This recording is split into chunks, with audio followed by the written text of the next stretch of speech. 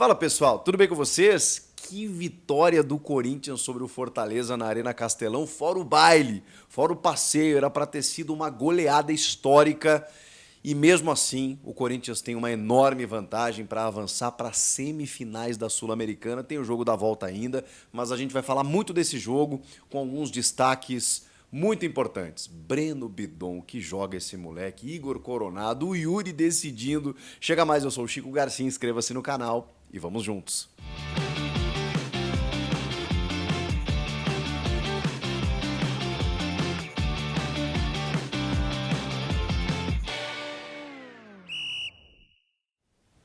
Rapaziada, já se inscreveu no canal? Mais de 1 milhão por aqui, seja mais um também. A nossa live teve mais de 30 mil pessoas simultâneas depois do jogo. Então, depois dos jogos do Corinthians, pinta aqui para a gente poder conversar. Muito obrigado para todo mundo que acompanhou a live. E agora a gente faz aquela análise, aquele resumo do jogo para quem quer conferir mais especificamente sobre a partida, porque a live a gente fala sobre vários assuntos, né? Gente, uma vitória espetacular, absurda, uma atuação soberba. Assim, avassaladora do Corinthians sobre o Fortaleza, sobre o bom time do Fortaleza, que não perdia em casa, acho que desde março na Copa do Nordeste, que tem uma das melhores campanhas do futebol brasileiro, um dos melhores trabalhos do futebol brasileiro, sob comando aí do Juan Pablo Vojvoda, e o Corinthians em formação, né, gente? Tem jogador estreando, aliás, nem estreou ainda em setembro, quase em outubro. O Carrillo tem 2 jogos. Outros jogadores chegaram a pouco mais de 10, 15 jogos, aí André Ramalho, Hugo Souza, os caras chegaram agora há pouco, um time em formação ainda. Então não dá para comparar os trabalhos, a expectativa, as campanhas no Campeonato Brasileiro, e mesmo assim, é nítido que o Corinthians das Copas, eu quero morar no Corinthians das Copas. Que coisa maravilhosa. O time joga com uma leveza, uma tranquilidade, acho que sem pressão, e simplesmente vai derrubando adversários 1 a 1. Foi assim com o Grêmio, com o Juventude, foi assim antes na Sul-Americana também com outros adversários. É um Corinthians que vai avançando e olha que o Ramon dá indícios de que o foco está estabelecido no Brasileiro e preserva nas Copas, na Sul-Americana e na Copa do Brasil. Eu vou deixar aqui os caras descansando porque eu preciso dos caras no final de semana. E o que acontece? O time vence, o time ganha, o time passa. Sofre aqui e ali nos pênaltis e tal muitas vezes, mas avança. É um Corinthians que vai encorpando, vai ganhando casca e o jogo de hoje ele simboliza um momento. Ele simboliza um Corinthians muito melhor, sem ser o titular.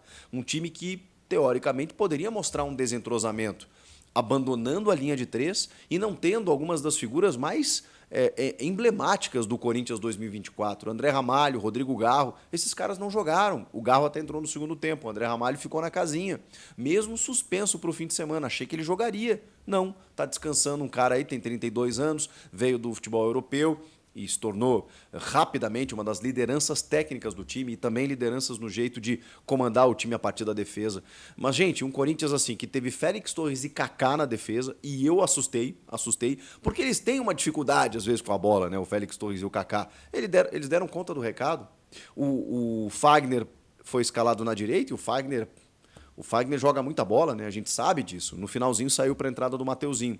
Na esquerda, sem o Bidu machucado, jogou o Hugo, que não comprometeu. E no meio de campo foi o pulo do gato do Ramon Dias. O meio de campo foi justamente onde ele ganhou o jogo. Porque aí ele escalou 3 volantes com o Breno Bidon, Rian e Charles. E o Rodrigo Garro na armação. Thales Magno e Yuri no ataque. Esse meio de campo, ele tem marcação, ele tem combate e ele tem bola no pé. Porque o Charles e o Rian são 2 jogadores mais combativos. O Charles mostrou como fez falta na partida diante do Botafogo, porque ele às vezes passa do ponto, inclusive, né? Deu uma chegada no segundo tempo, porque ele é esse cara, mas ele ocupa bem o setor e, cara, ele não para de correr. O Rian, num recorte passado, quando ele estava tendo sequência, ele estava meio afobado, estava errando alguns passes. Ele estava zen no jogo de hoje. Estava zen, ele deu até chapéu. Ele estava assim, cara, muito tranquilo no jogo. E foi muito importante ali no setor. E o Breno Bidon, cara, eu não sei mais o que falar desse moleque. Porque eu fiz um vídeo recente, inclusive, sobre o Breno Bidon. Que eu não entendo ele na reserva. Não entendo como o Ramon Dias deixou o moleque na casinha tanto tempo. Ele estava tendo uma sequência com o Antônio, chega o Ramon, não, eu preciso dos experientes. Mas que cara pálido experiente. Você já viu esse moleque jogar? Ele parece que ele tem 102 anos. Parece que ele tem a maturidade de um ancião. Esse moleque é diferente, diferente. A palavra de Antônio Oliveira, ela resume o que é Breno Bidon. Ele é um diamante. Cuidem desse moleque, pelo amor de Deus. O que precisa acontecer para o Breno Bidon mostrar que ele tem capacidade? Gente, ele jogou com uma soberania, com uma tranquilidade, dando drible, cabeça erguida, mapeando o jogo. Esse é o Breno Bidon, cara. Pelo amor de Deus, o Breno Bidon, ele tem que jogar, ele tem que ter sequência. Talvez não tenha que ser titular todos os jogos, tá bem. Ok, o Alex Santana vai voltar, estava muito bem antes de sair, mas ele joga demais, esse moleque, pelo amor de Deus. Deem sequência para esse cara. E aí, quando o Breno Bidon avança um pouquinho, porque no posicionamento dele ele estava realmente mais avançado, e aí ele encosta no Igor Coronado, o Igor Coronado é masterclass. O Igor Coronado é refino puro. Ele é esse jogador. Ele sofreu muito quando chegou ao Corinthians por dois fatores. Um, porque um diretor financeiro resolveu dizer quanto que ele custava, e isso aumenta a expectativa do torcedor lá em cima. Não, peraí, o cara ganha isso? Ah, não, então ele vai ter que resolver todos os jogos, ele é o novo Messi. Quando, na verdade, não é bem assim. E é o custo do cara, ele veio de outro mercado, o Corinthians paga isso para vários atletas do mercado, do time. O Yuri Alberto ganha isso também, mas não, o Coronado ganhou esse carimbo, que ele tinha que decidir todos os jogos pelo que ele custava. E depois a questão física atrapalhou. Ele nunca jogou no futebol brasileiro. Então é natural. Eu quero ver esse cara com uma pré-temporada jogando no ano que vem. Porque ele, com a bola no pé, joga muita bola. Ele sabe muito o que fazer com a bola e a gente sempre soube disso. Sempre soube disso. Mas sempre aquela expectativa exagerada. Hoje ele decidiu. Hoje ele botou o jogo no bolso. O Bidon foi uma figura maravilhosa do jogo. Mas quem botou o jogo no bolso foi Igor Coronado. Ele distribuiu o jogo. E olha que, na ausência do Rodrigo Garro, muita gente se questiona, né? Porque o Garro é o cara que faz isso. O Garro é o camisa 10 que assume o jogo, com outra característica, mais dinâmico. O Coronado, ele tem uma visão de jogo, ele tem uma habilidade, ele tem uma qualidade técnica para sair da marcação, para enxergar o jogo, para armar o jogo, que é diferente também. E o gol que ele faz é uma pintura. Thales Magno pela esquerda. O primeiro tempo que foi um pouco mais complicado, naturalmente, o Fortaleza, por estar em casa, se soltou. Mas não chegou. Tem uma bola do Lucero que explode no Félix Torres ali, que foi o máximo que eles chegaram. O Hugo, né, não fez umas grandes defesas e tudo mais. O Corinthians se portou bem, também pela presença dos volantes. O Ramon percebeu isso depois do jogo contra o Botafogo. Peraí, o Ranieri teve dificuldades, o Martínez também. Deixei a minha frente da área exposta. O Botafogo tem qualidade para chegar. E chegou. O Fortaleza também. É um time técnico. Então, ele protegeu a frente da sua área e botou dois zagueiros que são até rápidos, né? O Félix Torres e o Kaká, eles se atrapalham um pouco com a bola, mas eles são ágeis. Rápidos talvez não seja o termo. Ágeis. Eles têm um pouco mais agilidade nos movimentos. Mas o Gustavo Henrique, para mim, está crescendo muito e o André Ramalho é titularíssimo. Então, não sei como é que o Ramon vai fazer essa defesa aí. Vamos ver. Protegendo a defesa, à frente da área, o Fortaleza teve dificuldades no primeiro tempo. E aí o Thales escapando, o Corinthians já tinha escapado algumas vezes, o Thales escapando, tocou a bola de lado para o Coronado e ele recebe o passe e ele não domina. Ele deixa a bola se apresentar no ponto em que ele quer fazer o chute e aí ele chuta no ângulo do João Ricardo que nada pôde fazer. Um golaço, mas assim, uma pintura. Chutando de fora da área. Ele tem essa característica e ele acertou um chute maravilhoso. O Corinthians 1-0 em plena Arena Castelão contra o Fortaleza, num jogo eliminatório fantástico. Já seria maravilhoso. Vale lembrar que o jogo do Brasileiro, eu sempre falo isso aqui, o Corinthians não merecia perder aquele jogo. Então o Fortaleza já dava indícios nos últimos jogos, ele empata com o Atlético Paranaense, ele perde uma outra partida que agora eu não estou recordando, ele vem de uma sequência ruim o Fortaleza. O Inter, ele perde para o Inter, um jogo atrasado, então ele vem de uma sequência ruim o Fortaleza. Mas ainda assim é terceiro colocado no Brasileiro, é um time que está lá na parte de cima e que complica a vida dos seus adversários, mesmo que a fase não seja tão boa. O Corinthians faz 1-0 contra esse time e E fica a sensação já de que, caramba, o Corinthians está jogando bem, se defende bem e chega bem ao ataque, conseguiu o seu gol. Vem o segundo tempo. O segundo tempo, gente, você que fiz uma figura na minha rede social, você que chegou de Marte, dormiu, o jogo foi tarde, acordou agora, vou ver o vídeo do Chico. Não vi o jogo, vi melhores momentos, os melhores momentos talvez não digam o que foi o jogo. Eu vou dizer para você, era papo de 4 ou 5 fácil, ao natural. O Corinthians era para ter goleado, não goleou por preguiça, por capricho ou falta de capricho na hora da finalização. Por isso que o Corinthians não goleou o Fortaleza, porque foi o que aconteceu no segundo tempo. O Fortaleza, obviamente, se expôs mais, foi para o jogo. O Vojvoda foi muito kamikaze nas trocas, inclusive numa delas tirando o zagueiro Tite e botando um volante, o Pedro Augusto ali, que eu acho ele até limitado tecnicamente para algumas questões mais combativas. Ele ficou ao lado do Kusevich na zaga. O time foi muito para frente, o Marinho entrou para ele tentar... O Breno Lopes e o Pikachu não foram bem no jogo. Ele tirou o Pochettino, que era o cara que estava armando o jogo também, para abrir pontas, para tentar alguma coisa. Não funcionou. Então, assim, o Vojvoda dessa vez foi péssimo. Ele não conseguiu enxergar o jogo e criar alternativas para o jogo. No Brasileiro, no jogo do Brasileiro, ele foi bem. Ele mexeu no segundo tempo e ganhou o jogo. Hoje ele não conseguiu. E o Ramon, por outro lado, que montou uma escalação, uma estratégia brilhante para o jogo.